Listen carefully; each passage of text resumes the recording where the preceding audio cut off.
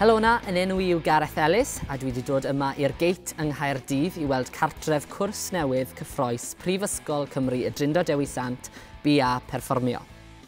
Wrth i fi gerdded o amgylch yr adeilad, mae'n amlwg i weld mae capel oedd hwn yn arfer bod, sef Eglwys Presbyderaidd Plasnewydd. Trawsnewidiwyd y capel i fod yn Canolfan Gelfyddydol The Gate yn 2004 ac roedd hi'n bwysig i'r pensaer Robert Crwys gadw naws yr adeilad gwreiddiol. Maen nhw hyd yn oed wedi cadw'r pwlpit yn y stiwdio ddawns. Y theatr yw calon yr adeilad. Mae lle i gynulleidfa o 270. Mae llawr spring pwrpasol yma ac offer proffesiynol technegol fydd ar gael i ddefnydd y myfyrwyr. Gefn llwyfan mae'r ystafelloedd newid gyda digon o le i baratoi ar gyfer cynnyrchiadau holl bwysig fydd yn digwydd yn fan hyn.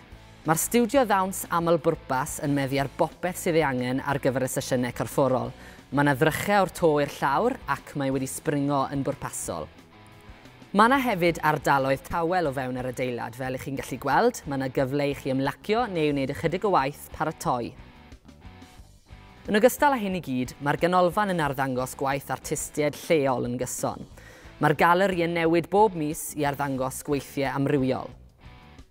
Mae yna hefyd ddigon o le i ymlacio yma yn ystod y dydd yn y bar coffi, ac bydd yna gyfle yn ystod y nos wedi diwrnod hir o ymarferion i gael diod a gwrando ar gerddoriaeth byw, neu allwch chi hyd yn oed rhoi noseth eich hunan ymlaen.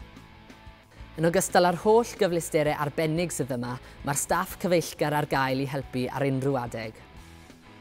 Felly dyna chi y geit yng Nghaerdydd lle bydd cwrs newydd Prifysgol Cymru y Drindod Dewi Sant BA Perfformio yn dechrau yn 2015. Am fwy o wybodaeth, ewch i wdrifflig ydys.ac.uk.